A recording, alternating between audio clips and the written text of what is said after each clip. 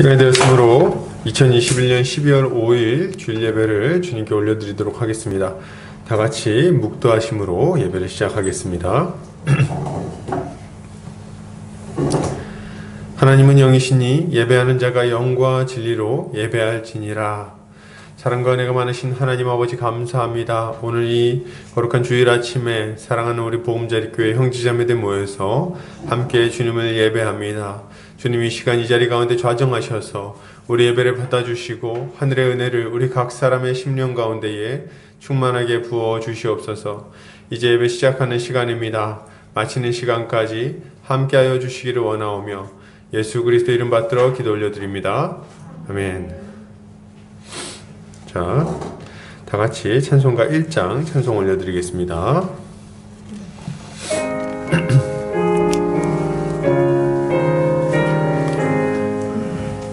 만복의 근원 하나님, 온 백성 찬송 드리고 저 천사여 찬송하세. 찬송 성부 성자 성령 아멘.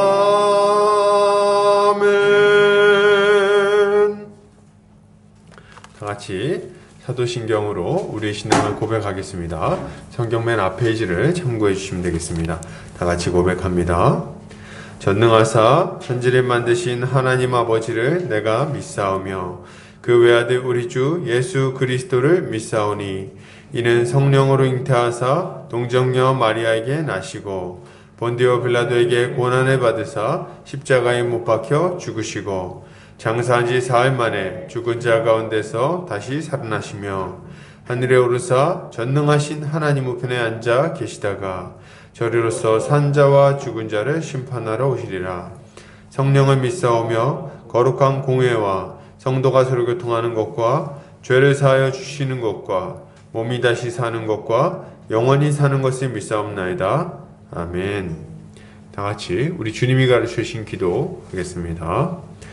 하늘에 계신 우리 아버지여, 이름이 거룩히 여김을 받으시오며 나라 임하옵시며 뜻이 하늘에서 이룬 것 같이 땅에서도 이루어지이다.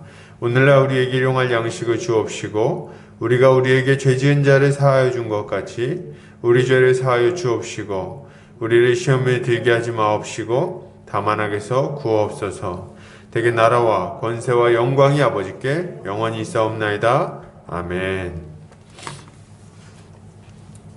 이 시간 우리 한 주간의 삶을 돌아보면서 우리 주님 앞에 우리의 죄를 고백하고 사죄의 은총을 구하는 시간을 갖도록 하겠습니다. 다 같이 주님께 기도하겠습니다. 사랑이 많으신 주님 감사합니다. 오늘도 이렇게 주님 앞에 예배하고자 우리 사랑하는 형제자매들 모였습니다. 주님 함께 예배하는 이 시간에 또 한 주간의 저희 삶을 돌아봅니다. 주님 말씀에 따라서 순종하며 거룩하고 의롭게 열매 맺는 삶을 살았기보다도 여전히 주님 예전의 옛사람의 모습으로 여전히 죄악 가운데 사로잡혀서 그것을 즐겨하며 그렇게 살았던 모습이 있음을 주님 앞에 고백합니다. 그러나 주님 이제는 그러한 삶에서 벗어나기를 원합니다. 죄악된 삶에서 우리를 깨끗하게 벗어나게 하실 뿐만 아니라 새로운 삶을 살게 하신 우리 주님을 믿습니다. 이제 의를 향해서 계속해서 한 걸음 한 걸음 걸어가게 하시고 그로 말미암아 이전에 죄악된 삶은 생각조차 하지 못할 정도로 완전히 예수 그리스도에게로 기울어진 인생 되게 하여 주시옵소서. 이제 또 다시금 이 시간 깨끗하게 함을 받고 다시금 새롭게 의의 길을 걸어가기를 원하오니 주여 은혜 베풀어 주시옵소서. 예수 그리스도 십자가 보혈의 능력이 우리를 모든 죄에서 완전히 깨끗게 하심을 믿습니다. 감사드리며 예수 그리스도 이름 받들어 기도 올려드립니다. 아멘. 찬송가 453장 찬송 드리겠습니다. 찬송가 453장입니다.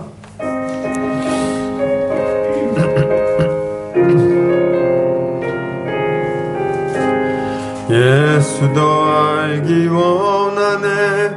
크고도 넓은 은혜와 대속해 주신 사랑을 간절히 알기 원하네. 내 평생의 소원, 내 평생의 소원, 대속해 주신 사랑을 간절히 알기 원하네. 성령이 스승 되셔서 진리를 가르치시고 거룩한 뜻을 깨달아 예수를 알게 하소서. 내 평생의 소원, 내 평생의 소원, 대속해 주신 사랑을 간절히 알기 원하네. 성령의 감화 받아서 하나님 말씀 배우니 그 말씀 안절안절이 내 맘에 교훈되도다. 내 평생의 소원, 내 평생의 소원, 대속해 주신 사랑을 간절히 알기 원하네. 예수가 계신 보좌는 영광에 둘려있도다. 평화의 왕이 오시니 그 나라 왕성하도다. 내 평생의 소원, 내 평생의 소원, 대속해 주신 사랑을 간절히 알기 원하네. 아멘. 이 시간 우리를 대표해서 김목주 성도님 나오셔서 기도해 주시겠습니다.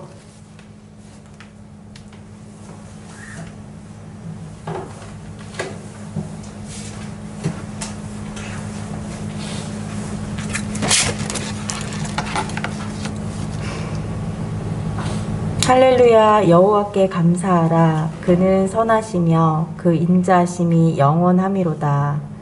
누가 능히 여호와의 권능을 다 말하며 주께서 받으실 찬양을 다 선포하랴. 정의를 지키는 자들과 항상 공의를 행하는 자는 복이 있도다. 아멘. 크신 은혜와 섭리하심으로 우리를 하나님의 백성으로 부르셔서 주님의 나라를 소망하며 하나님이 이루신 일을 찬양하게 하신 여호와 우리 하나님을 높여드립니다. 하나님의 오랜 구원 경륜 가운데 이 땅에 오신 예수 그리스도께서 십자가에서 우리 죄를 대신하여 죄의 사슬과 죽음의 권세를 끊으시고 죽음을 끊으시고 우리를 건져주셨습니다. 이제 예수 그리스도 안에서 자유를 얻었사오니 우리가 기뻐 춤추며 주의 이름을 영원히 송축하나이다. 우리 주님께 감사와 영광을 올려드립니다.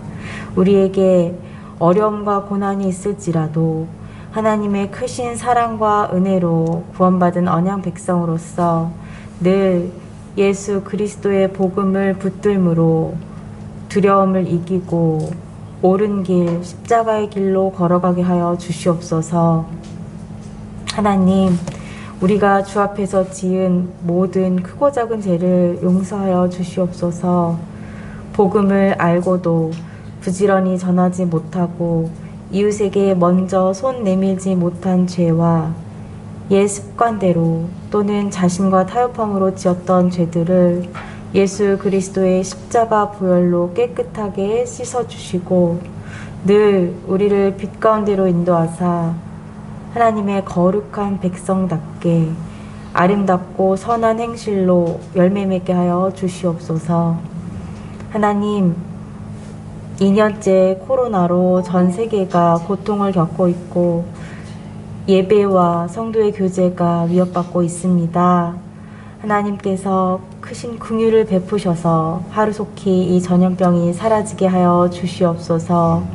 이 코로나 시대에 교회들이 고난을 잘 견디고 그 믿음이 더욱 견고해질 수 있도록 주님께서 보호하시고 하나님의 사역이 회방받지 않게 하시며 또 하나님께서 주시는 지혜와 능력으로 맡겨주신 사명을 잘 감당하게 하여 주시옵소서.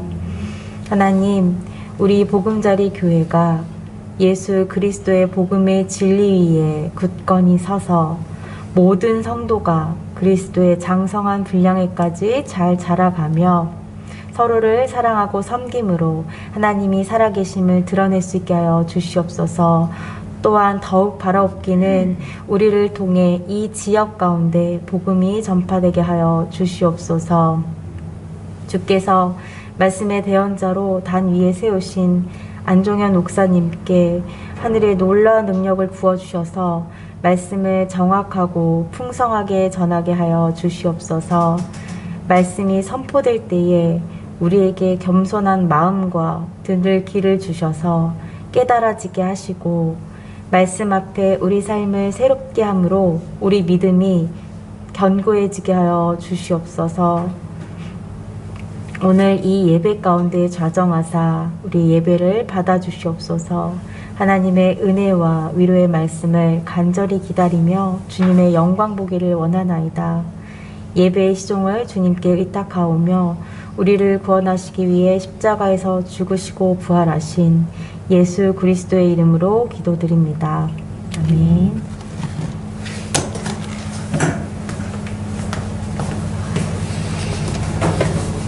이 시간 우리 요리문답하는 시간 갖겠습니다. 주보 오른쪽 면에 참고하시면 되겠습니다. 제가 질문하고 함께 답변하겠습니다. 125문 네 번째 강구의 의미는 무엇입니까? 오늘날 우리에게 일용할 양식을 주옵시고 라는 말의 뜻은 우리의 육신적 필요를 채우셔서 하나님께서 모든 좋은 것의 유일한 근원이시라는 것과 하나님의 축복이 없이는 우리의 노고와 걱정 그리고 하늘의 은하조차 어떠한 유익이 될 수 없다는 것을 알게 해달라는 것입니다. 그리하여 어떠한 피조물도 의지하지 않고 오직 하나님만을 의지하게 해달라는 것입니다. 아멘. 광고 보겠습니다. 보금자리교회에 오신 성도님들 주님의 이름으로 환영합니다. 주님 안에서 함께 자라가기를 소망합니다. 말씀선교센터에서 진행된 종말론 목회자 훈련학교가 은혜 가운데 잘 마쳤습니다. 많은 목회자들이 위로를 얻고 힘을 얻는 시간이 되었습니다. 기도해 주신 모든 분들께 감사를 드립니다. 오늘부터 오후 성경 공부가 다시 시작됩니다. 사도신경 강의를 통해서 모든 성도들의 신앙이 잘 세워지도록 기도해 주시기를 부탁드립니다.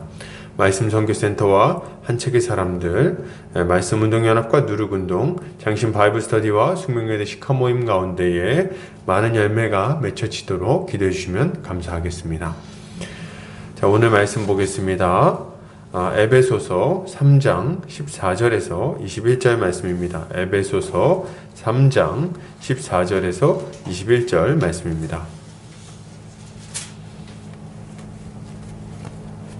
제 성경으로는 신약성경 313페이지에 있습니다. 제가 봉독해 올리겠습니다.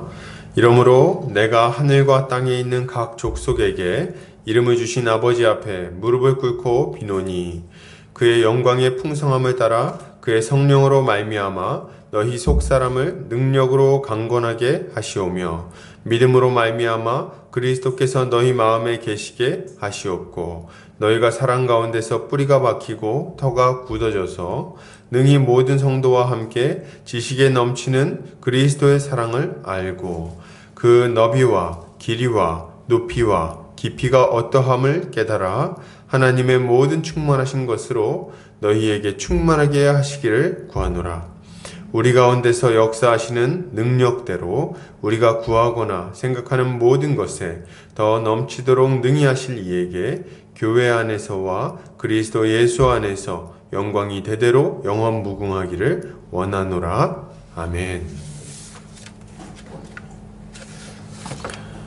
에베소서 3장 14절에서 21절까지 고난의 시기를 넘게 하는 기도라는 제목으로 말씀 보도록 하겠습니다. 기독교인의 인생에는 고난이 있습니다. 사도 바울은 무릇 그리스도 예수 안에서 경건하게 살고자 하는 자는 박해를 받으리라 라고 분명하게 얘기를 하고 있습니다. 우리 주님도 자신을 따르기 위해서는 반드시 십자가를 져야 한다고 말씀하시죠. 마가복음 8장 34절 말씀입니다. 무리와 제자들을 불러 이르시되 누구든지 나를 따라오려거든 자기를 부인하고 자기 십자가를 지고 나를 따를 것이니라. 아멘. 이처럼 신자의 삶에는 고난이 있는 것이 분명합니다. 때로는 물질적인 어려움이 있고 때로는 인간관계 안에서의 어려움이 있어요.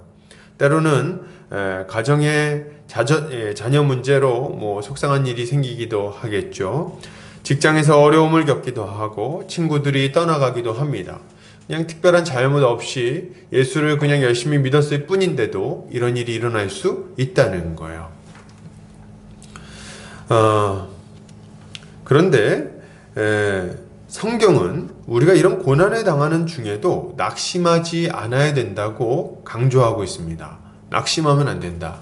보통 우리가 고난에 당하면 낙심하는 것이 굉장히 자연스럽게 느껴집니다. 왜 이런 고난이 왔을까? 슬퍼하기도 하고 또 그것 때문에 낙심하고 좌절하기도 하는 거죠. 그런데 성경은 도리어 그런 고난에 당할 때에도 기뻐하라고 권면하고 있습니다. 두려워하지 말고 좌절하지 말고 절망하지 말고 기뻐하고 도리어 감사하라, 이렇게 말씀을 하시는 거죠. 왜 그럴까요? 이런 고난이야말로 우리가 그리스도의 제자라는 분명한 증거이기도 할 뿐만 아니라 우리를 연단하여 그리스도의 형상을 담게 해주는 것이기 때문에 그렇습니다. 그래서 우리는 고난 가운데 슬퍼하고 낙심할 이유가 없어요. 고난을 통해서 주님을 만나고 주님을 따라간다는 확신을 가질 수 있을 뿐만 아니라 고난을 통해서 우리 자신이 예수 그리스도를 닮을 수 있기 때문에 그런 거죠. 그러나 우리가 이런 것들을 지식적으로 안다고 해서 고난이 쉽게 넘어갈 수 있는 것은 아닙니다. 그래서 고난 중에 기뻐하라는 얘기 들었으니까 기뻐해야지 이렇게 얘기한다고 해서 머리로 안다고 해서 이렇게 고난이 기뻐지고 그러진 않는 것을 우리가 우리 삶 가운데 많이 경험하게 되죠. 도리어 낙심하고 슬퍼하는 경우가 참 많습니다. 몸이 아프다든지 혹은 가정에서 이런저런 어려움이 생긴다든지 혹은 재정적으로 압박을 받는다든지 이런 일들이 찾아왔을 때 기뻐하는 것은 생각보다 쉽지 않은 일이에요. 그러면 이게 분명히 쉽지 않다는 것을 사도 바울도 경험적으로 알고 있었을 텐데 그럼에도 불구하고 왜 고난 중에 감사하라고 말하고 있을까요? 왜 고난 중에도 슬퍼하지 말고 기뻐하라고 권면하는 겁니까? 어떻게 그렇게 할 수 있다고 생각하는 거죠?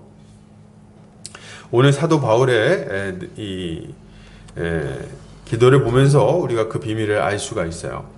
오늘 사도 바울은 성도들에게 13절에서 뭐라고 말합니까? 그러므로 너희에게 구하노니 너희를 위한 나의 여러 환난에 대하여 낙심하지 말라. 이는 너희의 영광이니라. 이렇게 이야기를 하고 있어요. 사도 바울은 지금 여러 가지 환난에 대해서 낙심하지 말라고 말하는데 이거는 일단 1차적으로는 사도 바울 자신이 당하고 있는 이 환난 때문에 너희가 낙심하지 않았으면 좋겠다, 이렇게 얘기를 하는 거죠. 근데 자신의 환난에 대해서 낙심하지 말라는 이야기이기도 하지만 그 안에는 어떤 의미가 있습니까? 내가 환난 당하는 것 때문에 낙심할 필요도 없는데 너희 자신이 그리스도를 따르다가 당하는 환난에 대해서도 낙심해라 하지 말라? 하지 말아라, 이렇게 이야기를 하고 있는 거예요. 그러면 어떻게 낙심하지 않을 수 있는 겁니까? 먼저는 우리가 이제 3장 1절부터 13절까지 12절까지 우리가 살펴봤던 것처럼 환난의 의미가 무엇인지를 이해하고 그 결과가 무엇인지를 이해할 때 우리가 환난 중에도 낙심하지 않을 수 있습니다. 사도 바울은 12절까지 그 자신이 당하는 환난과 그 환난의 의미에 대해서, 환난 중에서 자신이 슬퍼하지 않을 수 있는 이유에 대해서 아주 장황하게 아주 잘 설명해주고 있어요. 그런데 이렇게 그 환난의 의미를 잘 이해하고 나면 그 즉시 환난 혹은 낙심 혹은 슬픔 이런 게 즉각적으로 사라질까요? 그렇지는 않습니다. 우리가 이제 어떤 환난의 의미를 이해하면 그것을 잘 버텨내야겠다 이런 마음이 들 수는 있어도 그것을 기쁘게 그냥 받아서 넘겨버리거나 이렇게 하는 것은 조금 또 다른 문제라고 말할 수 있는 거예요. 당장 애들이 와가지고 자식이 와가지고 아버지 저 지금 배고파요 이렇게 얘기할 때 그거를 그냥 이건 주를 위한 고난이니까 잘 넘어가자 이렇게 하면서 어떻게 편한 마음으로 넘어가는 것은 그건 참 어려운 일이라는 거예요. 그러면 우리는 어떻게 이 낙심을 이겨낼 수 있을까요? 고난이 여전한데 그 의미를 안다고 해도 어떻게 그것을 이겨낼 수 있을까요? 오늘 본문이 그에 대해서 아주 잘 설명해주고 있는 겁니다. 사도 바울은 자신의 고난에 대해서 낙심하지 말라고 말한 이후에 즉각적으로 14절부터 무엇을 합니까? 즉각 전능하신 하나님 앞에 엎드려서 기도하기 시작합니다. 지금 이 환난 가운데 낙심하고 슬퍼하고 있는 성도들을 위해서, 또 자기 자신을 위해서 이 전능하신 하나님께 기도하고 있는 거예요. 이것이야말로 우리가 어떻게 진리 위에 굳건하게 서서 믿음으로 고난을 이겨낼 수 있는지 그 비밀을 알려주고 있는 겁니다. 사도 바울은 모든 위기의 순간에 하나님 앞에 기도하는 자였어요. 하나님 앞에 기도했다. 그는 죽음의 위협을 당했고 쫓겨다녔으며 성벽에서 광주리로 내려오는 아주 난처한 일을 겪었고 매로 많이 맞았습니다. 거짓 형제의 위협을 당했고 강의 위협을 당했고 도둑의 위협을 당했어요. 아무도 없는 곳에 혼자 던져지기도 했습니다. 거짓 형제와 유대인의 위협은 참 고통스러웠을 겁니다. 감옥에 갇히기도 많이 갇혔죠. 그런데도 불구하고 그는 이 모든 고난을 믿음으로 이겨냈어요. 어떻게 이겨냈습니까? 우리가 빌립보에서 사도 바울과 실라가 보였던 모습을 보면 그가 어떻게 이 고난을 이겨냈는지를 우리가 예상해 볼 수 있는 거예요. 유추해 볼 수 있는 거죠. 어떻게 했습니까? 그는 감옥에 갇혔을 때에도 그 빌립보 감옥, 그 깊은 곳에 갇혀 있는 그 순간에도 하나님을 찬양하며 하나님께 간절히 기도하는 것을 볼 수가 있습니다. 그가 그렇게 간절히 기도할 때 하나님은 그가 그 고난을 이겨낼 수 있도록 능력을 베풀어 주신 거죠. 비밀은 기도했습니다, 여러분. 기도에 있어요. 기도. 비밀은 기도에 있다. 바울이 수시로 엎드렸던 것을 기억하시기 바랍니다. 그는 자신을 돌아보시는 하나님께 부르짖으며 하늘의 은혜와 능력을 부어주시기를 계속해서 간절히 간구했어요. 오늘 사도 바울은 자신이 하나님 앞에 어떻게 기도했는지 그 영적 지성소를 열어서 우리에게 보여주고 있습니다. 하나님 앞에서 아뢰어지는 영적 거인의 기도문은 우리가 이 땅에서 어떻게 기도해야 할 것인지, 환난에 만난 자들이 어떻게 하나님 앞에 부르짖어야 할 것인지를 아주 분명하게 알려주고 있는 거예요. 오늘 이 기도를 통해서 우리가 아버지 앞에서 어떤 기도의 모습을 가져야 할 것인지에 대해서 잘 배우는 시간이 되기를 바랍니다. 자, 그럼 우리 이 사도 바울의 기도의 모습을 하나씩 본격적으로 살펴볼 텐데요. 먼저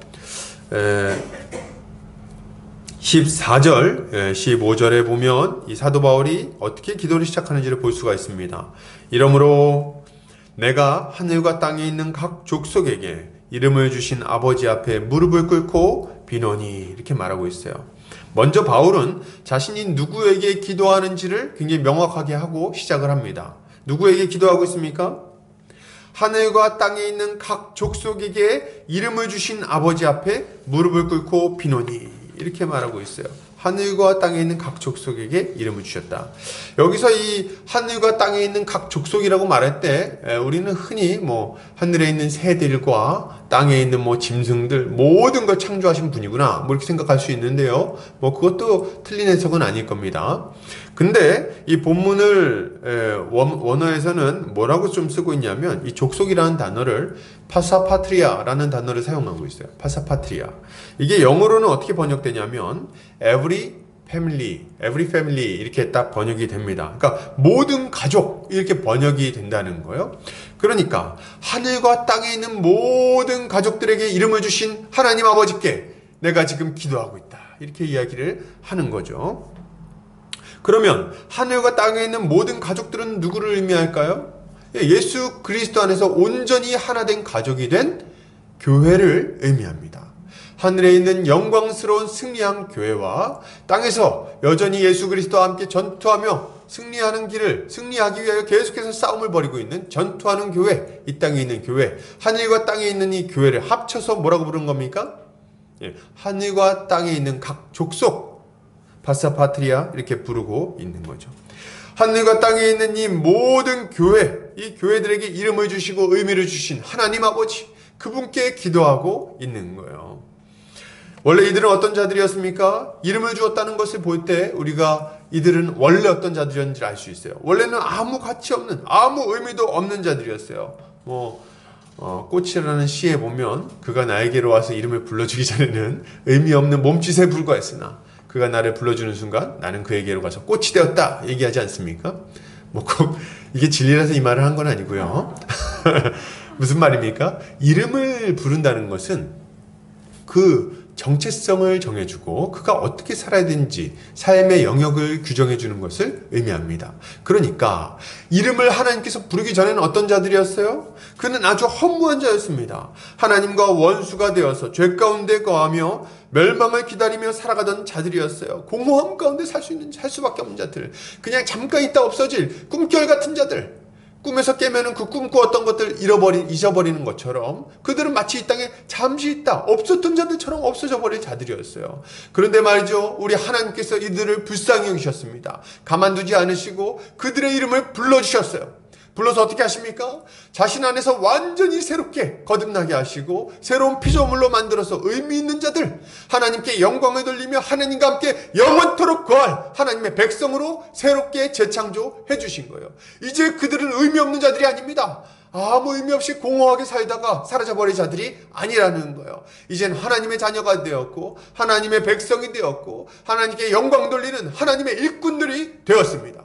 그래서 그들의 인생 자체가 가치 있게 되었고 그 자체가 의미 있는 그런 존재가 된 거예요. 그렇게 이 땅에서 살다가 그 영광 가운데 들어간 자들이 하늘에 있고 지금 그 싸움을 계속해서 싸우며 그리스도와 동행하는 자들이 이 땅에 있습니다. 이 모든 자들을 의미 있게 만들어주신 우리 하나님 아버지, 그 전능하신 하나님 아버지 앞에 사도 바울은 무릎을 꿇고 기도하고 있다는 거예요. 예, 우리는 여기에 주목할 필요가 있습니다. 그렇게 우리를 불러서 의미 있게 만들으신 그분은 누구신가? 그 전능하신 하나님은 어떤 분이신가? 그분을 또 뭐라고 부릅니까? 파사파트리아 한 다음에 파테르 이렇게 갑니다. 파사파트리아 파테르예요. 그러니까 약간 이게 구가 좀 맞죠? 파사파트리아 파테르 할 때 파테르는 아버지란 뜻이에요. 그러니까 우리 모든 가족들의 아버지 되시는 하나님, 우리를 불러서 자신의 가족으로 삼아주신 우리의 아버지, 그분께 간절히 기도하니 그분께서 응답해 주시리라는 것을 확신할 수 있는 거죠. 아버지 되신 하나님께 기도하고 있습니다. 예, 그죠? 여기에 우리가 주목해야 돼요. 우리가 기도할 때 우리의 기도에 하나님께서 응답해 주실 것이라는 확신을 우리는 어떻게 갖게 됩니까? 예, 하나님이 우리의 아버지가 되신다는 것을 알 때, 그것을 믿음으로 받아들일 때 우리는 우리의 기도가 응답받을 것임을 확신할 수 있는 거예요. 아빠니까, 우리 아버지니까 도와주시겠구나. 이걸 우리가 확신할 수 있는 거죠. 여러분, 하나님은 자비로우신 아버지이시기 때문에 자신의 택한 자녀들을 절대로 외면하지 않으십니다. 그의 기도를 절대로 외면하지 않으세요. 그는 이 땅에 전투하는 교회와 계속해서 영적 전투를 벌이며 이 사단이 다스리고 있는 이 악한 세상 가운데 살아가는 우리를 가만 내버려 두지 않으시고 우리를 고와 같이 버려두지 않으시고 우리와 함께 하십니다. 우리의 기도를 들으시고 우리의 인생 가운데 역사하세요. 우리 도우시죠. 그분의 의로운 오른손으로 언제나 우리와 함께 하신다는 거예요. 그분은 불성곽이 되어주셔서, 친히 불성곽이 되어주셔서 악한 마귀 사탄의 모든 공격으로부터 우리를 지켜주시고 우리의 공급자가 되셔서 우리의 필요를 채워주십니다. 그래서 악한 자들이 감히 하나님의 백성을 건드리지도 못하는 거예요. 할렐루야. 그리고 결국 우리는 이 모든 싸움에서 하나님의 능력으로 함께 승리할 수 있게 되는 겁니다. 그 결과 우리는 이 땅에서는 전투하는 교회로 있지만 패배한 교회로 남지는 않을 거예요. 전투한 교회로 싸우던 우리는 결국 승리한 교회가 되어 영광 가운데 하늘에 거하게 될 것입니다.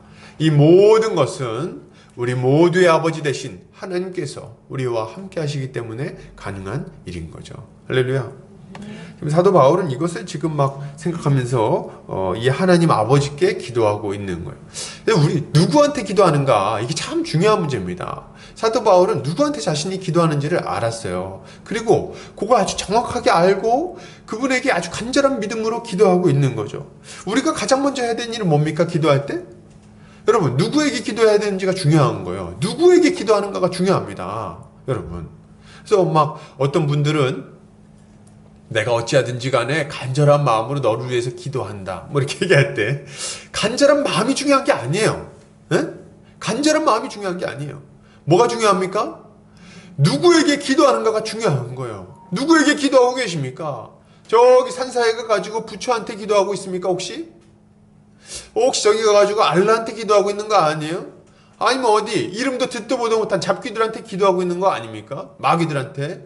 그러면서 내가 간절히 기도하니까 뭔가 좋은 일이 생길 거라고 믿는다면, 그렇다면 그거야말로 어리석은 일일 거예요.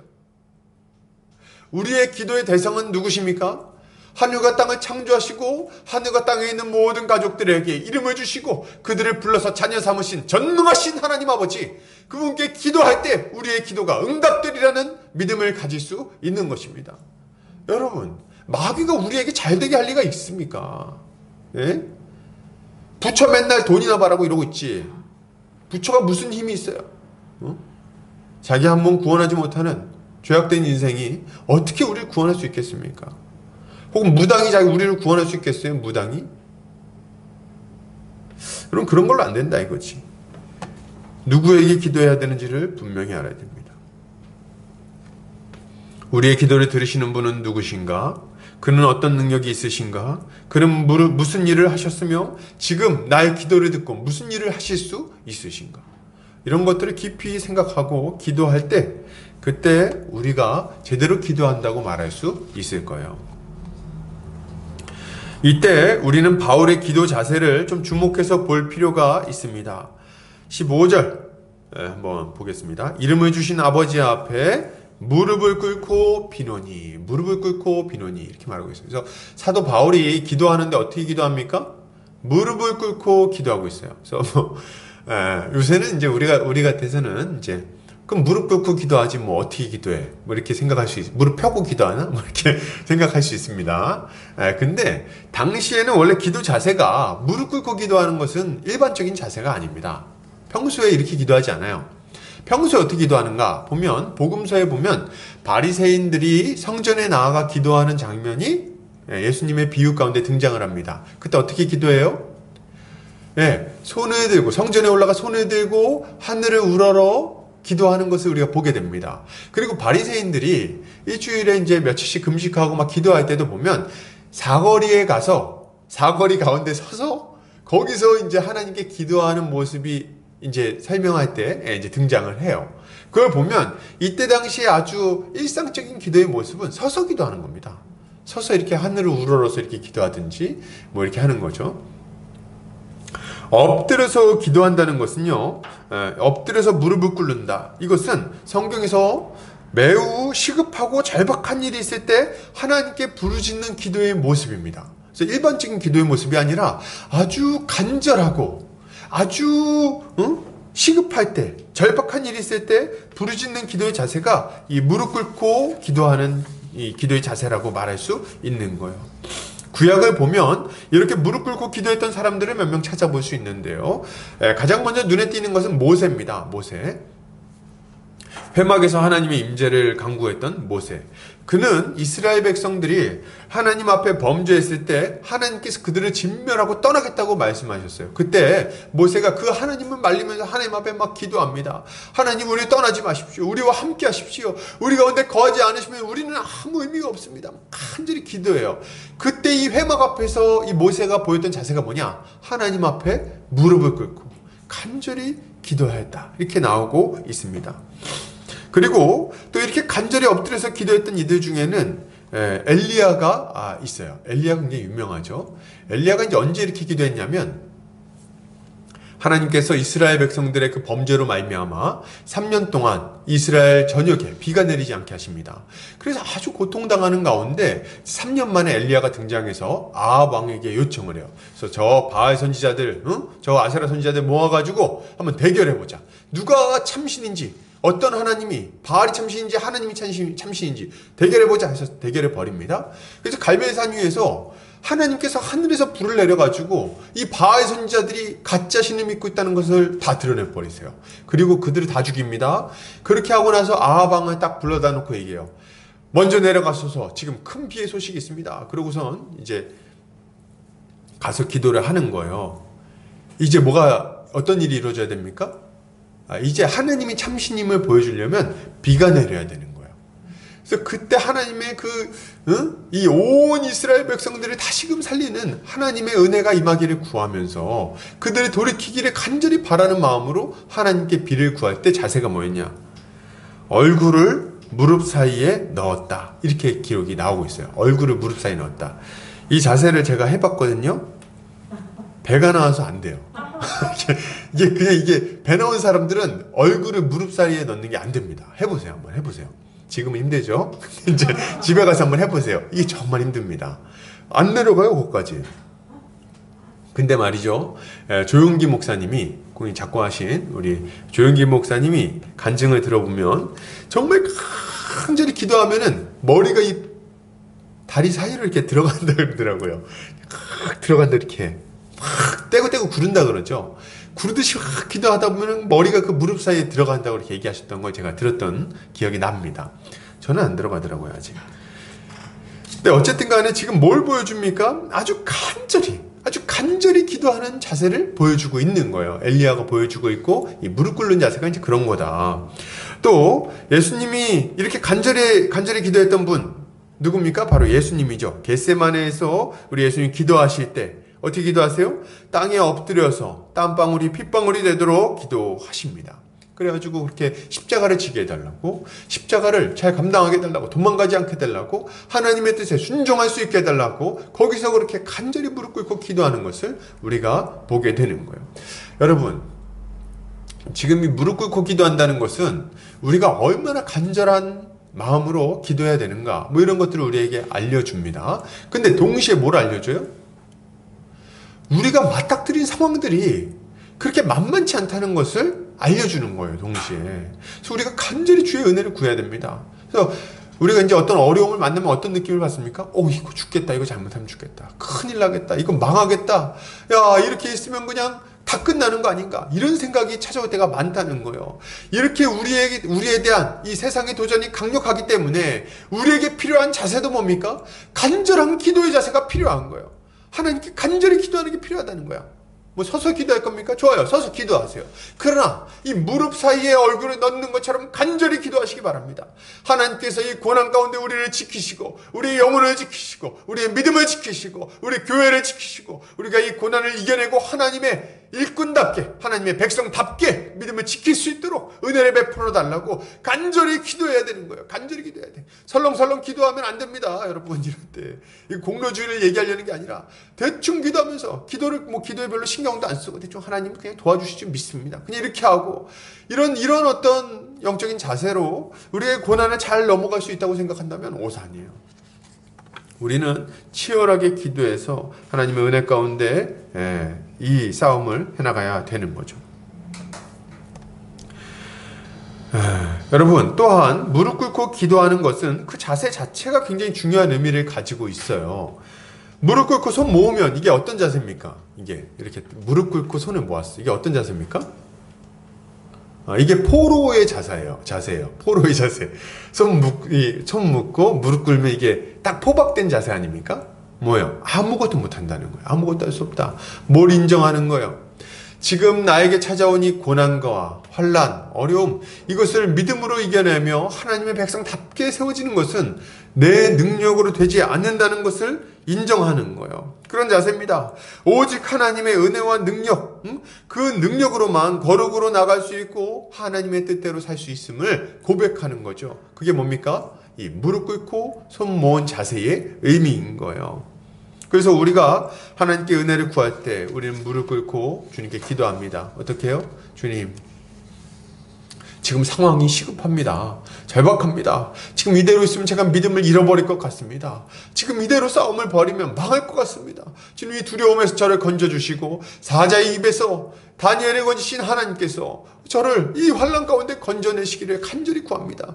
제 손과 발은 지금 이 시간 의미가 없사오니 오직 주의 손과 발이 저를 지키시고 보호해 주시기를 원합니다. 주여 함께하여 주시옵소서 하고 기도하는 것이 이 무릎 꿇고 기도하는 자세의 의미라고 할 수 있는 거죠. 이렇게 기도할 때 여러분, 하나님은 하늘의 은혜와 능력을 우리에게 충만하게 부어주셔서 우리가 이 환난을 이겨낼 수 있도록 해주실 것입니다. 이걸 믿고 기도하는 성도님들 되시기를 주의 이름으로 축복합니다. 아멘이 약한 이 시대에 제가 좀 크게 해보겠습니다. 아멘! 좋아요. 자, 좋습니다. 우리 다음으로 좀 넘어가 보겠습니다. 자, 그렇다면 기도의 대상과 기도의 자세가 무엇인지는 우리가 좀 알았어요. 어떻게 기도해야 되는지 알겠어. 그러면 어떤 내용을 기도해야 될까요? 어떤 내용을 기도해야 합니까? 오늘 이제 16절부터 19절까지 그 내용을 우리가 살펴볼 수 있어요. 먼저 바울은 이렇게 기도합니다. 그의 영광의 풍성함을 따라 그의 성령으로 말미암아 너희 속사람을 능력으로 강건하게 하시오며. 그러니까 바울이 가장 먼저 기도하는 내용은 뭡니까? 하나님의 그 영광의 풍성함을 따라 그의 성령이 역사하셔서 너희 속사람을 능력으로 강건하게 해주시기를 바란다. 이렇게 기도를 하고 있는 거예요. 한마디로 하면 뭐예요? 너네 속사람이 강건해지기를 위해서 기도하고 있다. 이렇게 얘기를 하는 거죠. 속사람이 강건하게 된다. 속사람이 강건해지는 것을 구하는 이유가 뭡니까? 속사람이 강건해야 찾아오는 고난을 이겨내고 승리할 수 있기 때문에 그렇습니다. 속사람이 강해야 되는 거예요. 속사람이. 우리는 겉사람의 건강을 위해서는 굉장히 애를 많이 씁니다. 겉사람이 강해지는 걸 위해서는. 그죠? 우리 겉사람이 강해지는 걸 위해서 뭐 합니까? 헬스도 하고, 달리기도 하고, 조깅도 하고, 또 좋은 걸 먹기도 하고, 좋은 걸 유기농으로 막 찾아서 먹기도 하고, GM 안 먹고, 이렇게 하면서, 그리고 또 때로는 이렇게 보약을 한 채 지어다가 보약을 먹기도 하고 말이죠. 비타민 먹고. 애를 많이 씁니다. 왜 그렇게 애를 씁니까? 몸이 아프면, 이렇게 좀 날씨가 조금만 추워져도 면역력이 약하니까 금세 감기에 걸리고, 또 조금만 힘든 일이 있으면 피곤해갖고 못하고, 어떤 부딪힐 일들이 있으면 그냥 쉽게 다치고, 이런 일들이 생기는 거예요. 그래서 우리 겉사람을 막 챙기는 거 아닙니까? 근데 이 속사람이란 게 똑같아요. 우리의 겉사람은 우리에게 다가와 있는 어떤 건강의 문제라든지, 이런 이런 업무를 감당하는 거라든지, 이런 것과 관련이 있다고 한다면, 우리 속사람이 약하면요, 우리가 환난을 이겨내지를 못합니다. 그리고 하나님께 온전히 감사하지도 못해요. 속사람이 약하면. 우리 내면이라고 그냥 표현해볼까요? 내면, 속사람, 내면. 우리 내면이 약하면 겉으로는 막 헬스 해가지고 몸짱이야. 근데 말이죠, 몸짱인데다가 그냥 얼굴도 그냥 우락부락하고 말이지. 얼굴 꼭 굳이 우락부락할 필요 없나요? 아무튼 이렇게 상남자 스타일이야. 아주 그냥 말투도 세고 말이지. 근데 막상 이런 사람들이 조금만 어려운 일이 닥치면 낙심하는 경우들이 있습니다. 조금만 좌절할 만한 일들이 있으면 좌절하고, 또 쉽게 유혹에 넘어가고, 쉽게 시험에 들고, 또 누가 이렇게 한마디 하면은 그냥 여유있게 그렇게까지 얘기하냐 이렇게 하고 탁 받아주고 넘어가면 되는데, 여유가 없으니까 어때요? 속사람이 약하면 확 받아치고 말이죠. 아주 싸납게 반응하고 날카롭게 반응하고, 이게 다 이렇게 하는 이유가 그래서 관계가 다 깨지고, 이유가 뭡니까? 이게 다 속사람이 약해서 그런 거예요. 속사람이 약해서. 속사람이 강해야만 유혹과 시험을 이겨낼 수 있고, 환난이 다가와도 그것을 잘 이겨낼 수 있는 겁니다. 속사람이 강해야 되는 거예요. 그래서 속사람이 강해지는 것을 위해서 막 기도하고 있는 겁니다. 속사람이 강하지 않으면 어떻게 될까요? 그는 쉽게 낙심하고 절망하고 좌절할 거예요. 어려움을 이겨내지 못하고 인내하지 못하며 쉽게 두려움에 빠질 겁니다. 이게 속사람이 강하지 못한 사람의 모습이죠. 이렇게 연약한 사람이 고난을 만나면요, 금세 슬픔과 좌절에 빠지게 됩니다. 그리고 일어나지 못해요. 그리고 잘못된 길로 들어서서 거기서 계속해서 죄 가운데 살아갈 위험성이 큰 거죠. 그래서 속사람이 강해져야 되는 거예요. 속사람이 강건해지는 것만이 이런 고난과 어려움을 잘 이겨내고 하나님의 뜻대로 살아갈 수 있는 방법이라고 할 수 있는 겁니다. 그러면 여러분, 어떻게 해야 속사람이 강건해져요? 어떻게 해야? 하나님의 은혜가 필요합니다, 여러분. 속사람이 강건해지기 위해서는 우리가 겉사람을 위해서 보약을 먹고 이렇게 맛있는 건강식을 먹고 운동을 하는 것처럼, 우리의 속사람이 강건해지기 위해서도 뭔가 필요한 게 있어요. 그게 뭐예요? 바로 하나님의 은혜입니다. 하나님이 공급하시는 지혜와 능력이 우리의 속사람을 강건하게 만들어주는 거예요. 지혜와 능력이 있어야 돼요.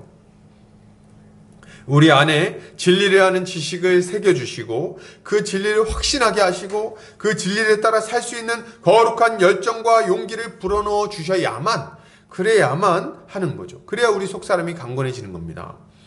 그러면 이런 지혜와 능력은 어디에 있을까요? 어디서부터 이런 것들이 공급받을 수 있는 거예요? 자, 오늘 보니까 16절에 이렇게 말합니다. 그의 영광의 풍성함을 따라. 그의 영광의 풍성함을 따라. 놀랍게도 이 모든 은혜와 능력은 어디 안에 풍성하겠습니까? 예, 우리 하나님 아버지 그리고 예수 그리스도 안에 충만하게 거하고 있어요. 이 모든 우리의 속사람을 강건하게 만들 수 있는 모든 능력은 어디 안에 있다? 예수 그리스도 안에 있다. 하나님 아버지 안에 있다. 이걸 우리가 알아야 되는 거죠. 고린도전서 1장 30절에서 이렇게 말합니다. 너희는 하나님으로부터 나서 그리스도 예수 안에 있고 예수는 하나님으로부터 나와서 우리에게 지혜와 의로움과 거룩함과 구원함이 되셨으니, 이렇게 말하고 있어요. 예, 무슨 말이에요? 지혜와 의로움과 거룩함과 구원함, 우리가 강건하게 세워질 수 있는, 우리가 하나님의 백성답게 세워질 수 있게 하는 모든 은혜와 능력이 어디 안에 있다? 예수 그리스도 안에 있다. 그래서 이 예수 그리스도로부터 이 능력을 공급받을 때에야 비로소 우리는 강건하게 세워질 수 있다고 말하고 있는 거예요. 예수 그리스도 안에 이 영적인 자산이, 이 모든 영적인 자산이 넘치도록 있습니다. 그러므로 우리는 간구할 때 하나님은, 우리가 간구할 때 하나님은 예수 그리스도 안에 있는 영광의 풍성함을 따라 우리를 강하게 하시는 거죠. 그런 의미에서 주님이야말로 자녀인 우리에게 필요한 모든 것을 공급하시는 생수의 근원이라고 말할 수 있는 겁니다. 생수의 근원 되시는 우리 주님. 자, 그래서 우리가 어디서 찾아야 되냐? 어디서 찾아야 된다고요? 예수 그리스도 안에서 찾아야 돼요. 예수 그리스도 안에서. 근데 예수 그리스도 안에 있는 이 자산을 우리가 어떻게 받아 누릴 수 있는 거예요? 어떻게 받아 누리냐면 성령을 통해서 충만하게 받아 누리는 겁니다. 성령을 통해서. 예수님은 지금 하나님 보좌 우편에 오르셨죠. 그래서 승천하셨습니다. 부활하신 이후에 승천하셔서 하나님 보좌 우편에 앉아 계세요. 근데 그분 저 하늘에 계시다는 얘기인데, 하늘에 계신 그분의 것을 우리가 어떻게 받아 누려요? 이렇게 말할 때 예수 그리스도의 영이신 이 성령께서 우리 가운데 찾아와서 예수 그리스도 안에 있는 모든 충만한 것들을 우리 안에 공급해 주시는 겁니다. 이걸 통해서 우리가 이 은혜를 누릴 수 있게 되는 거예요.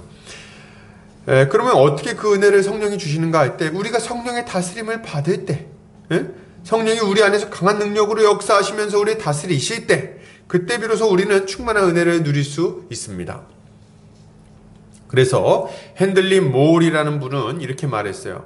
마음의 주인과 주님이신 그리스도가 그 마음속에 언제나 거하시는 곳으로, 주님은 자신이 거하시는 곳에서 반드시 다스리셔야 하며 성원하고 위로하기 위해서만이 아니라 무엇보다 먼저 다스리기 위해 들어가시는 분이시다.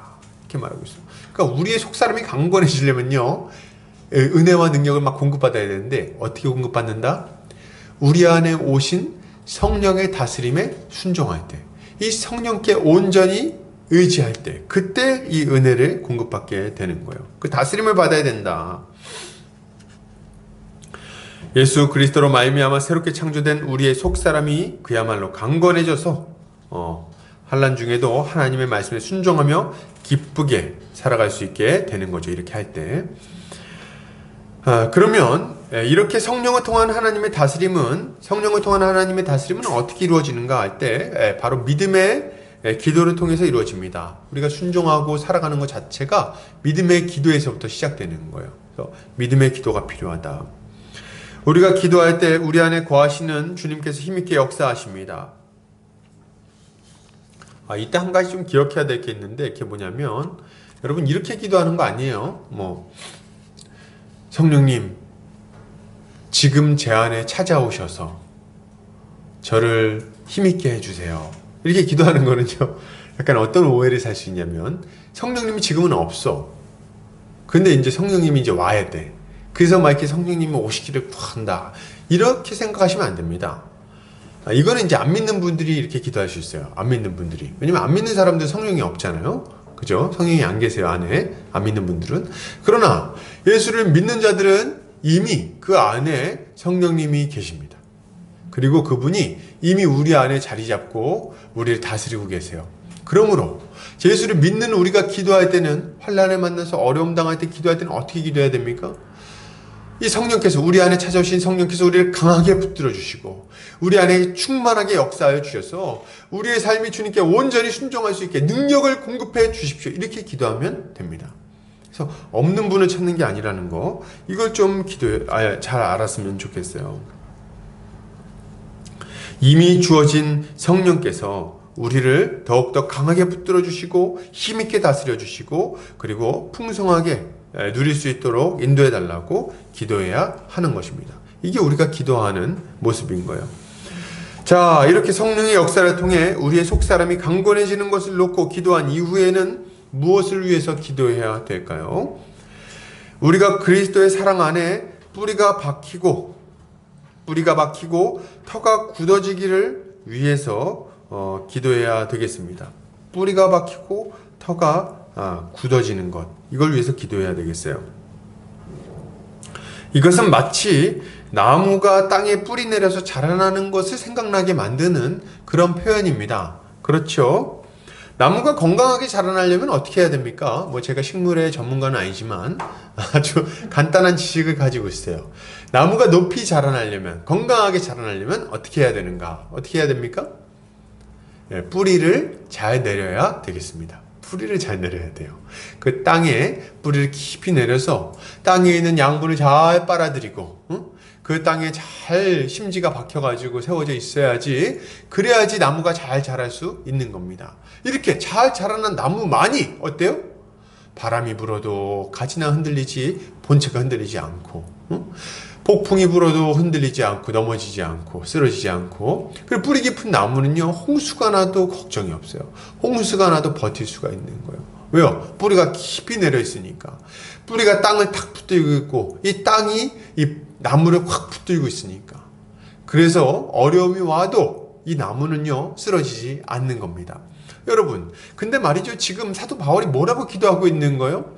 우리가 뿌리 내리기를 바란다고 기도하고 있는 거예요.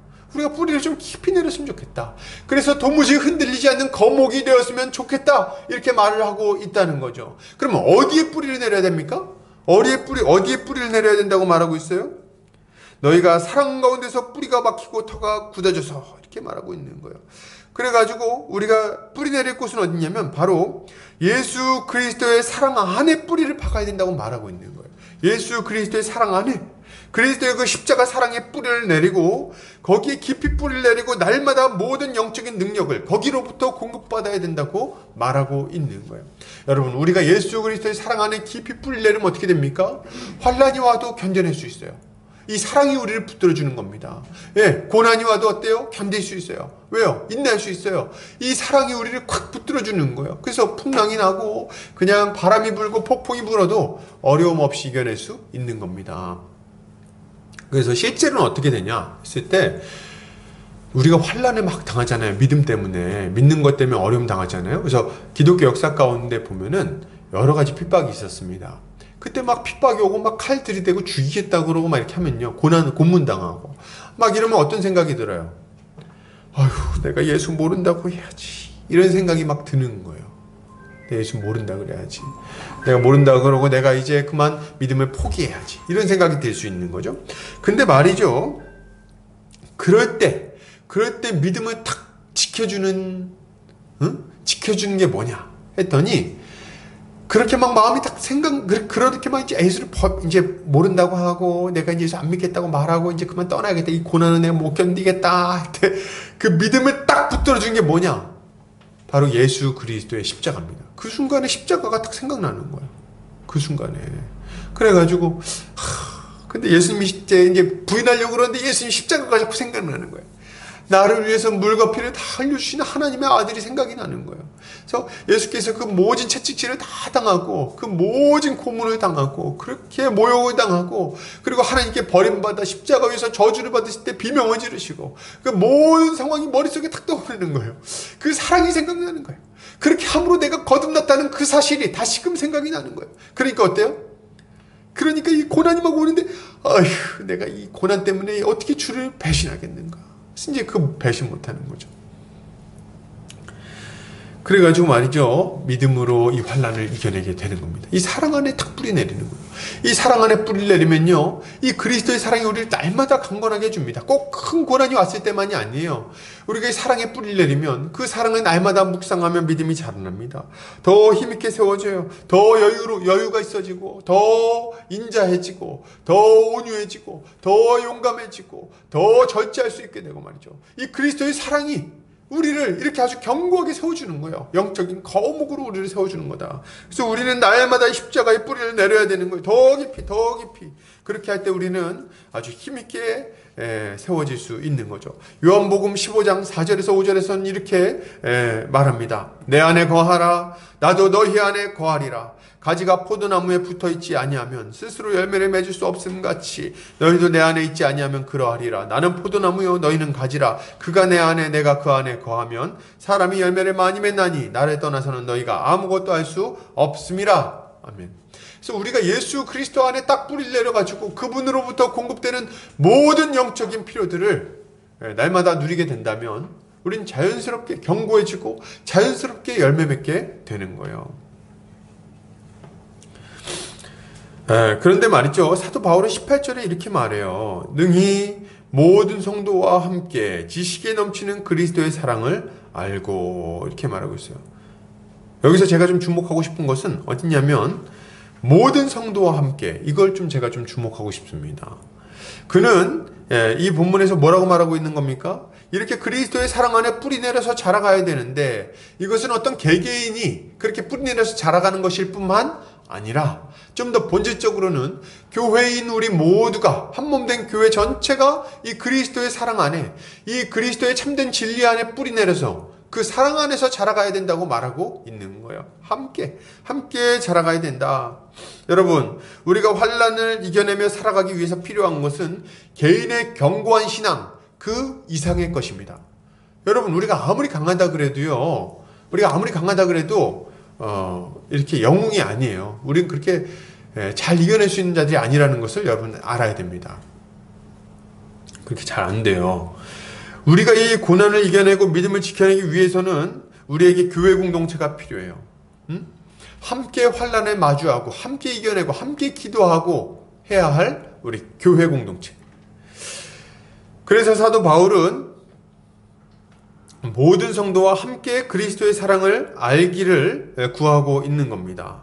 여러분, 우리 형제 자매들과 함께 이 그리스도의 사랑을 알아가야 되겠어요. 함께 배우고 함께 권면하고 함께 나눔으로 그리스도의 사랑을 함께 알아가야 되는 거죠. 그렇게 할 때 어떻게 됩니까?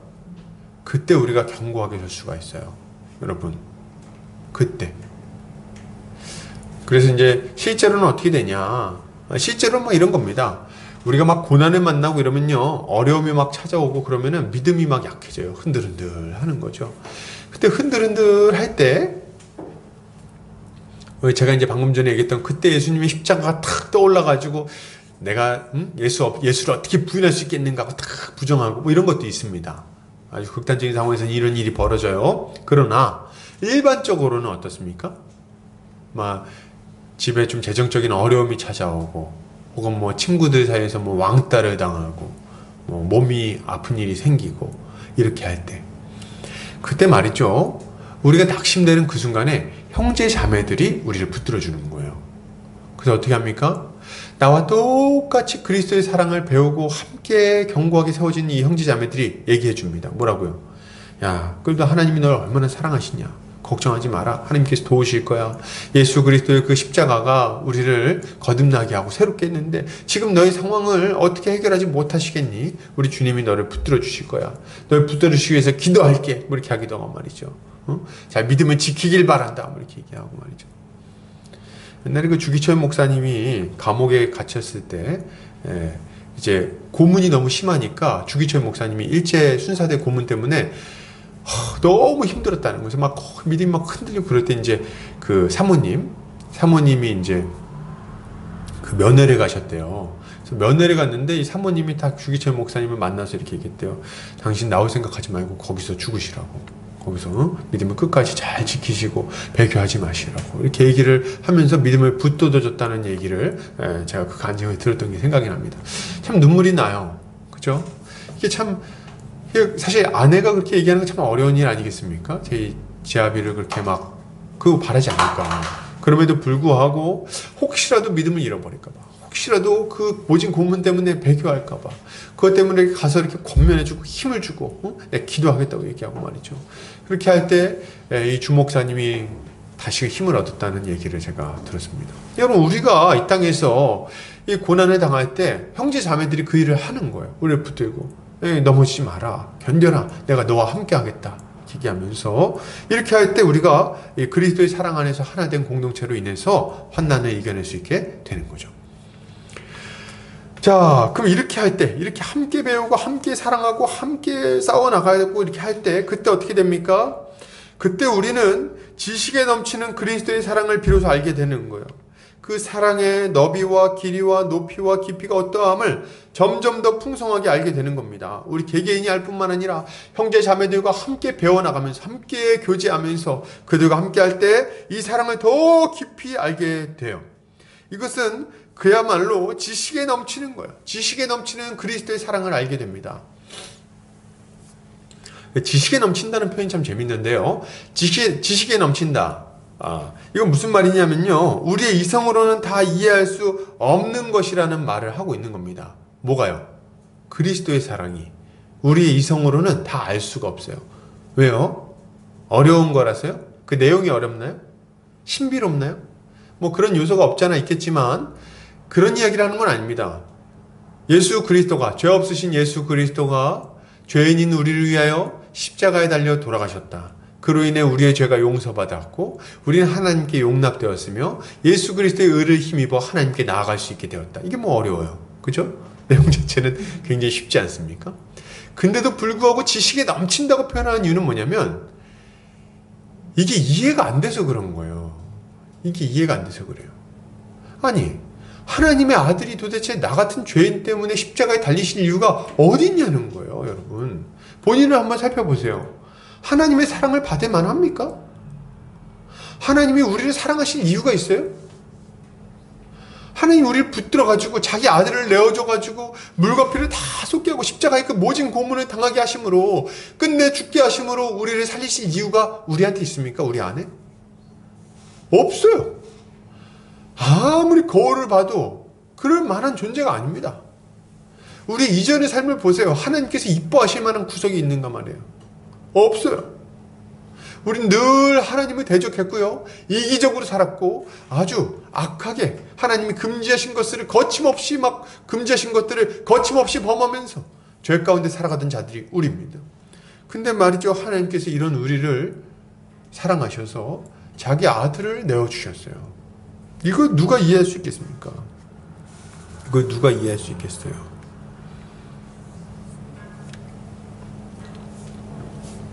그래서 지식에 넘치는 그리스도의 사랑이라고 말하는 거예요. 지식에 넘치는 그리스도의 사랑.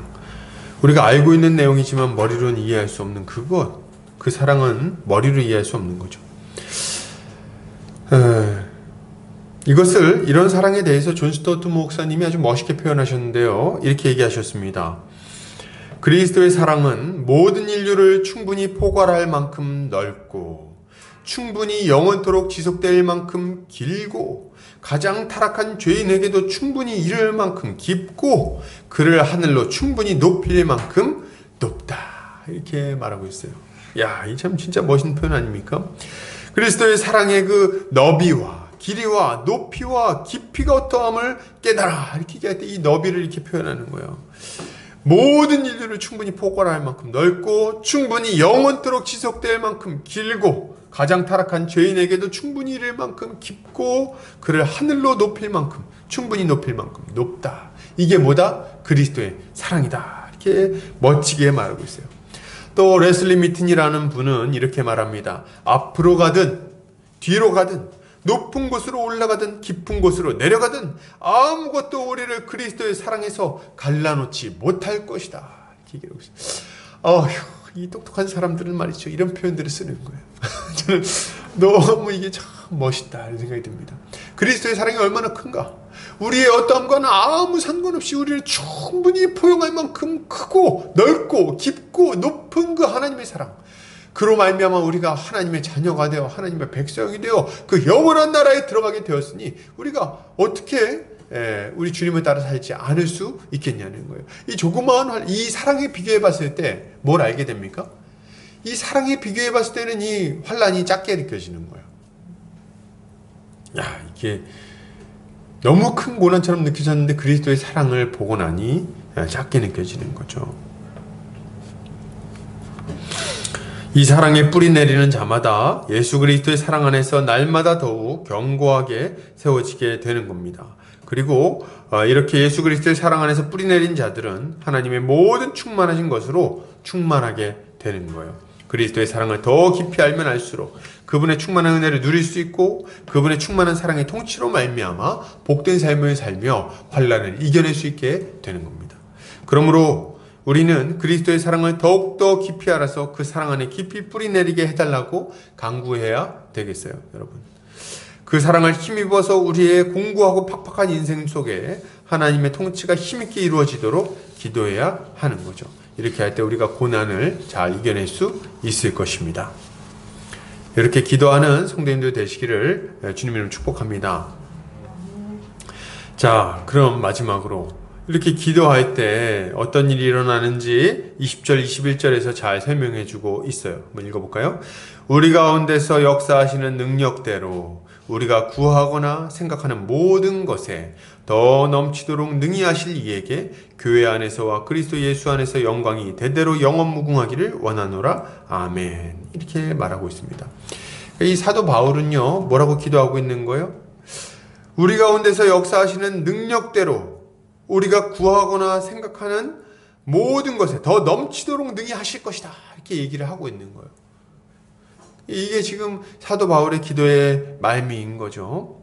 하나님은 여러분 교회 안에서 크신 능력으로 힘있게 일하십니다. 힘있게 일하세요. 하나님은 교회 안에서 우리의 기도 안에서 기도를 통해서 날마다 역사하십니다. 날마다 매일 우리의 기도에 응답하세요. 우리가 아침마다 주님께 기도하지 않습니까? 그죠? 주님, 오늘 하루 주님의 뜻 가운데 순종하며 살 수 있도록 주님의 뜻이 제 삶 가운데 이루어질 수 있도록 은혜 베풀어 주십시오. 우리가 죄 가운데 거하며 낙심하지 잘못된 길로 가지 아니하게 하시고 믿음으로 주님께 순종하며 정말 열매 맺는 하루가 될 수 있도록 은혜를 베풀어 주십시오. 기도하는 거예요. 그렇게 기도할 때 우리 주님 날마다 힘을 주시고 은혜를 주십니다. 아멘. 그죠?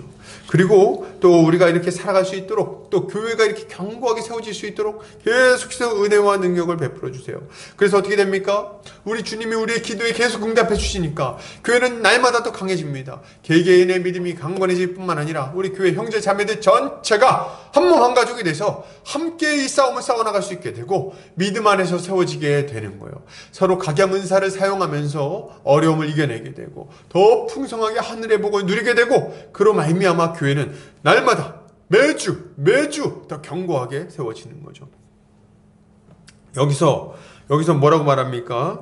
이렇게 역사하시는 능력대로 이렇게 할 때 이 능력, 이 두나미스 뭐 이런 표현을 쓰고 있는데 아주 폭발적인 능력을 의미합니다. 아주 강한 능력, 강한 힘, 두나미스. 이 두나미스라는 단어에서 다이너마이트가 나왔다고 하는데요. 뭐 굉장히 좀 많이 쓰는 표현 아닙니까? 아주 강한 힘. 이 강한 힘이 우리 안에 역사하는 거예요. 여러분 기도의 능력을 믿으시기 바랍니다. 기도할 때 하나님이 아주 힘있게 역사하는 거예요. 그래서 우리의 인생을 바꿔주시고요. 우리 교회를 바꿔주십니다. 감사한 것은 이렇게 얘기한다는 거예요. 우리 가운데 역사하시는 능력대로 우리가 구하거나 생각하는 모든 것에 더 넘치도록 능히 하실 이에게. 그러니까 더 넘치게 하신다. 뭐 이런 표현들 말이죠. 너무 좋지 않습니까? 그러니까 뭐예요? 우리 하나님 어떤 분이세요? 우리가 구하거나 생각하는 것 이상으로 넘치게 하시는 분인데요. 일단은 우리가 구하거나 기도하는 것들, 생각하는 것들 여기에 신실하게 응답하십니다. 믿으시기 바랍니다. 기도하면 응답하세요. 그래서 기도를 통해서 일하신다는 걸 믿는 자들이 기도 안 할 수가 없어요. 야고보 사도는요, 받지 못하는 이유를 뭐라고 설명합니까? 구하지 않았기 때문이다 이렇게 말해요. 기도 안 하니까 못 받지 이렇게 얘기를 합니다. 야고보서 1장 6절에서 8절 오직 믿음으로 구하고 조금도 의심하지 말라. 의심하는 자는 마치 바람에 밀려 요동하는 바닷물결 같으니 이런 사람은 무엇이든지 주께 얻기를 생각하지 말라. 두 마음을 품어 모든 일에 정함이 없는 자로다. 이렇게 얘기를 하고 있어요. 그러니까 여러분 기도하면요 간절히 기도하세요. 그리고 응답해 주실 것을 믿으시기 바랍니다. 자꾸 기도할 때 이렇게 기도하지 마세요. 아유 하나님이 이거는 안 들어주시겠지만 그러나 또 주님 뜻이 있겠죠. 그러지 말고 우리 주님이 기도에 응답해 주신다는 믿음을 가지고 간절히 기도하세요. 나중에 다 결론이 난 다음에 그렇게 기도 안 늦으니까요. 기도할 때는 내가 기도한 대로 응답하신다는 믿음으로 기도하시기 바랍니다. 간절히. 응? 왜 기도하면 자꾸 안 들어주시겠지 안 들어주시겠지. 뭐 하는 거예요? 그게 지금 기도 왜 합니까? 그럴 거면은 기도하세요. 간절히 들어주시겠죠. 몸이 막 아프십니까? 그럼 기도하세요. 병든 자를 위해서 기름을 바르고 기도하라고 야고보서에서 성경에서 하나님께서 우리에게 명령하셨어요. 병든 자를 위해서 기도해라. 우리 하나님께서 응답해 주신다는 거예요. 낫게 해 주신다는 거예요. 병든 자의 의인의 기도는 역사하는 힘이 크다고 말했습니다. 기도하세요. 기도하면서도 왜 자꾸 안 나을 거라고 생각하고 기도합니까? 안 나을 거야 주님 이렇게 하면서 기도합니다. 그건 뭔지 모르겠어요. 어떤 믿음입니까 그거는 도대체. 이게 다가 아닙니다. 여러분 하나님이 말이죠. 어떤 분들은 막 이래요. 아유 내 뜻이 이루어지는 게 아니라 하나님 뜻이 이루어지겠지 뭐 하려고 기도해. 이런 생각 하시는 분들이 혹시 있을지 모르겠어요. 근데 말이죠. 이걸 아셔야 됩니다. 하나님은 우리의 기도에 신실하게 응답하실 뿐만 아니라 우리가 기도하는 것 이상으로도 넘치게 응답해 주신다는 것을 여러분 믿으시기 바랍니다. 또 넘치도록 여기 보세요. 뭐라 그래요? 제가 하는 말입니까? 아니에요. 우리가 구하거나 생각하는 모든 것에 더 넘치도록 능히 하시리 얘기 이렇게 말하고 있잖아요. 넘치도록 하신단 말이에요. 넘치도록 역사하신다. 이건 뭐예요? 우린 자꾸 기도할 때 어떤 느낌을 받냐면 요거 기도했는데 안 들어주면서 그냥 되게 좀 뭔가 우리가 싫어하는 방식으로 역사해 주시겠지. 그러나 그것도 하나님 뜻이니까 어떻게 또 우리가 싫어할 수는 없고 이런 느낌으로 기도를 하는데 그러지 말라 이거예요. 하나님은 우리가 달라 그런 것 이상으로 그 이상으로 훨씬 더 좋은 것으로 우리가 상상조차 못한 것들로 우리의 인생을 채워주신다는 겁니다. 믿으시기 바라요. 도대체 하나님이 우리를 막 그냥 찌질이 그냥 고생을 하고 힘들게 하고 가지고 그냥 당하지 않은 데는 모든 환난에 다 당하고 그렇게 힘들게만 살게 할 거라는 확신은 어디서 오는 겁니까 도대체. 물론 우리에게 그런 어떤 시기를 주시고 그렇게 인도하실 때가 있다는 거는 맞아요. 근데 믿음이 있는 사람들에게 이제 있는 거예요. 그런 것도. 그래서 본인을 보시고 잘 생각을 해보세요. 그 정도 믿음이 지금 없잖아요. 그러면은 필요한 것들을 구하세요. 그리고 우리 주님이 일용할 양식 구하라고 얘기하신 이상 우리 담대하게 구하면 됩니다. 일용할 양식을 달라고 구하라고 그러셨잖아요. 뭘 그렇게 막 망설이고 이건 안 주실 거라고 생각하고 이건 너무 물질적인 거라서 하나님이 싫어하실 거라고 생각하고. 혹시 이사 준비하십니까? 이사 준비? 네, 기도하세요. 하나님께서 좋은 집으로 좋은 처소를 인도해달라고 기도하세요. 혹시 직장을 좀 구하고 있나요? 직장? 하나님한테 기도하세요. 좋은 직장을 주셔서 거기서 좋은 사람들과 함께 일하면서 정말 보람되게 일하고 거기서 또 이렇게 적절한 재정을 받아가지고 그것으로 교회를 세우고 또 이웃을 잘 돌볼 수 있도록 가정을 잘 세워나갈 수 있도록 주님 도와달라고 기도하세요. 안 도와줄 거라는 믿음 도대체 어디서 나타나는 믿음이냐는 거예요. 그게 믿음입니까? 그게? 안 도와줄 거라는 믿음이? 이런 거는 안 도와주실 거예요. 그건 또 이상한 믿음이에요. 기도할 때는 채워주시기를 간절히 구하시기를 바랍니다. 자, 여러분 무엇보다도 우리가 기도할 때 우리의 죄 때문에 낙심하고 괴로워하는 분들 혹시 있을지 모르겠습니다. 죄 때문에 그렇게 할 때 주님은 우리의 기대를 넘어서는 초월적인 은혜와 사죄의 확신을 주실 것입니다. 죄 문제 때문에 그래서 우리 가정에 있는 여러 가지 고통스러운 문제들, 죄의 문제들 이런 것 때문에 막 너무 고생하고 있습니까? 이게 막 자꾸 죄책감이 생기고 도무지 벗어날 수 없을 것 같은 그런 아주 답답한 마음이 있으신가요? 네, 좋아요. 말씀을 한번 봅시다. 이사야 55장 6절에서 9절이에요. 뭐라고 말합니까? 너희는 여호와를 만날 만한 때에 찾으라. 가까이 계실 때에 그를 부르라. 악인은 그의 길을, 불의한 자는 그의 생각을 버리고 여호와께로 돌아오라. 그리하면 그가 긍휼히 여기시리라. 우리 하나님께로 돌아오라. 그가 너그럽게 용서하시리라. 이는 내 생각이 너희의 생각과 다르며 내 길은 너희의 길과 다름이니라. 여호와의 말씀이니라. 이는 하늘이 땅보다 높음같이 내 길은 너희의 길보다 높으며 내 생각은 너희의 생각보다 높음이니라. 아멘. 여러분, 예수 그리스도를 통해서 우리에게 주어진 하나님의 은혜는요, 우리가 상상하는 것 이상으로 큽니다. 우리가 감히 생각조차 못할 정도로 크고 넓습니다. 우리의 죄, 끔찍한 거 사실입니다. 우리의 죄는 누가 알면 정말 두려울 정도로, 누가 알게 될까 두려울 정도로 아주 끔찍한 것들임이 분명합니다. 그러나 그럼에도 불구하고 우리 주님은 우리의 죄를 능히 깨끗하게 용서할 수 있을 만한 능력이 있으신 거예요. 그 십자가의 능력을 믿고 주님께 간구할 때 우리가 생각하는 것 이상으로 넘치도록 그 사죄의 은총을 부어 주실 것입니다. 그리고 우리의 인생을 온전하게 만들어 주실 거예요. 제가 보면 참 안타까울 때가 있어요. 우리 성도들 가운데 보면 죄 때문에 고통당하면서 그냥 인생이 망가져 있는 경우들이 많이 있어요. 가정이 무너져 있고, 개인의 인생이 막 망가져 있고, 삶이 무너져 있고 말이죠. 다시 회복되고 싶은데 어디서부터 시작해야 될지를 모르겠고, 발판이 없어가지고 그냥 푹푹 빠지는 그 진흙탕 속에 걸어다니는 것처럼 고통스럽게 사는 사람들이 많이 있다 이거예요. 저는 그걸 볼 때 참 안타깝습니다. 그들이 예수를 잘 믿기를 바라는 거예요. 여러분, 저 이 말씀을 드리고 싶어요. 혹시 고통 가운데 있는 분들이 있습니까? 죄 때문에 혹은 망가진 인생 때문에 어려운 가정 환경 때문에 고통당하고 있는 분들이 있나요? 예수 그리스도를 믿으시기 바랍니다. 그리고 그분께 간절히 기도하시기 바랍니다. 주께서 우리의 인생을 바꿔주실 거예요. 전능하신 하나님은 우리의 죄를 깨끗하게 용서해 주실 뿐만 아니라 예수 그리스도의 그 십자가의 능력이 우리를 온전하게 만들어주시고 의롭게 살 수 있게 만들어주시고, 그리고 이 땅에서 하나님의 백성답게 경작하고 다스리며 아주 보람된 인생을 살아갈 수 있게 만들어 주실 거예요. 가정도 회복될 겁니다. 그리고 직장에서도 자리 잡을 수 있게 될 거예요. 그리고 사회에서도 일원으로서 온전한 역할을 감당할 수 있게 바뀔 겁니다. 교회 안에서는 정착해서 하나님의 일꾼으로서의 역할을 감당하게 될 거예요. 한 몸 한 가족으로서 복을 누리게 될 겁니다. 이전에 무질서였던 인생들 사라지게 될 것이고, 이제 질서 있고 균형 잡힌 모습으로 남은 인생 살아갈 수 있게 될 겁니다. 이걸 믿으시기를 바랍니다. 하나님은 우리가 구하고 생각하고 소망하는 것 이상으로 역사하세요. 만약 우리가 생각하는 그대로만 역사하신다면 그것이 정말 좋은 모습일지는 모를 일일 거예요. 그런데 주님은 때로 우리의 기도를 거절하심으로 우리의 생각 이상의 것을 주신다는 것을 아시기를 바랍니다. 참 재밌는 것은 주님의 응답이 때로는 우리가 원하지 않는 모습일 수 있다는 거겠죠. 지금 제가 다 응답해 주신다고 얘기해놓고 나서 괜히 또 걱정이 좀 되긴 하는데, 그러나 그럼에도 불구하고 주님의 응답은 우리의 생각 이상의 것이라는 것을 좀 확신하세요.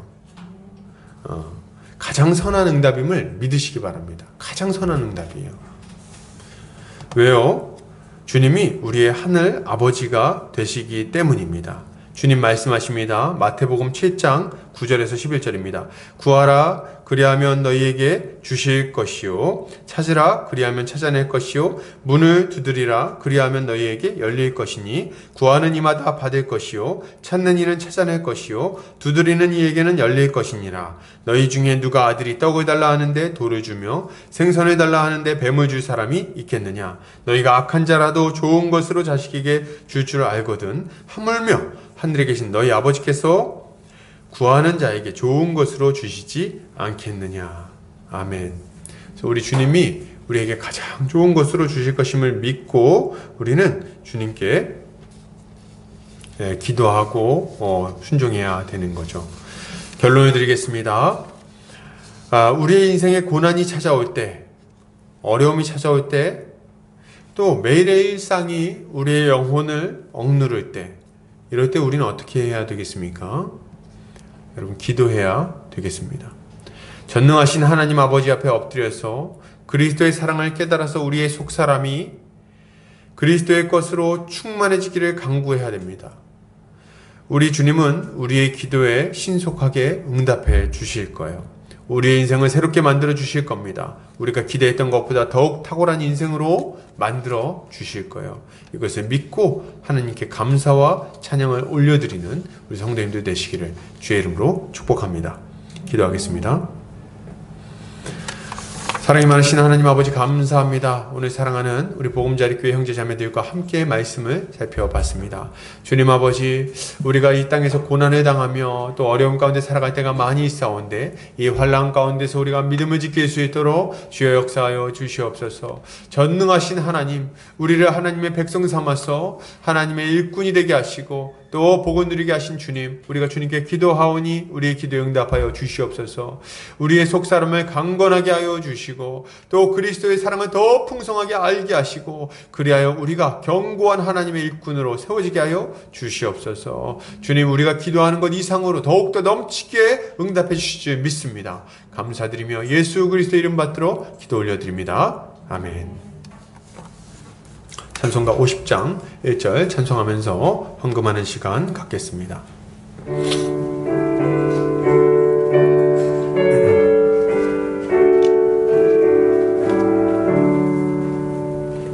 내게 있는 모든 것을 아낌없이 드리네.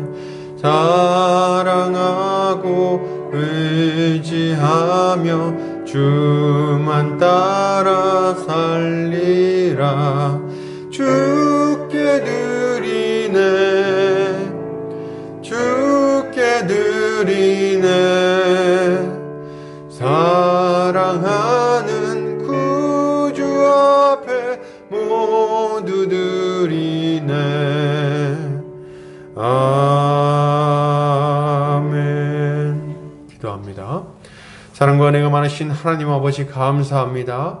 주님, 우리가 주님 앞에 우리의 물질과 우리의 마음과 우리의 인생을 올려드립니다. 주님 받으시고 주님 마음껏 사용하셔서 주의 몸된 교회를 힘있게 세워 주시옵소서. 주님 아버지, 우리 한평생 살 때에 돈 때문에 울고 웃고지 않도록 주님께서 채워주시고 우리의 필요를 주께서 넉넉히 채워주심으로 다른 이들에게까지 주님의 그 사랑을 베푸심을 흘려보낼 수 있게 하여 주시옵소서. 주님 아버지, 우리 성도들 믿음을 위하여 기도합니다.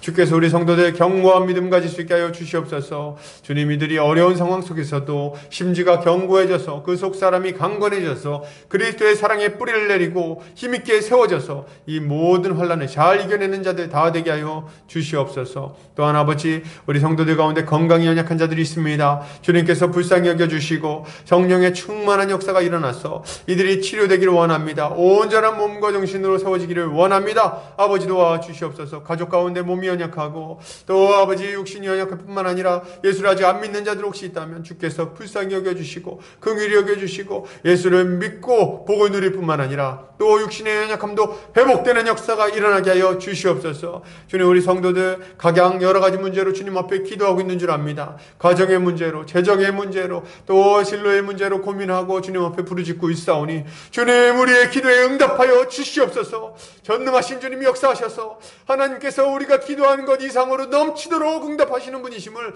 우리가 알게 하여 주시옵소서. 또한 아버지, 우리 아직 어린 영혼들 주님께서 붙들어 주시옵소서. 어려서부터 하나님의 말씀으로 잘 양육받아 다음 시대를 감당할 만한 하나님의 좋은 일꾼들로, 사무엘 같은 일꾼들로 세워지게 하여 주시옵소서. 그리하여 우리 주님께서 이들을 통해 영광 받으시기를 원합니다. 이제는 예수 그리스도의 은혜와 하나님 아버지의 극진하신 사랑하심과 성령의 감화감동 교통인도 충만하신 은혜가 이제 우리 주님 앞에 간절히 기도하여 속사람이 강건해지고 주의 은혜 가운데 살아가기로 결단하는 모든 형제자매들의 머리 위에, 이 보금자리 교회 위에 이제로부터 영원까지 함께 있을지어다. 아멘.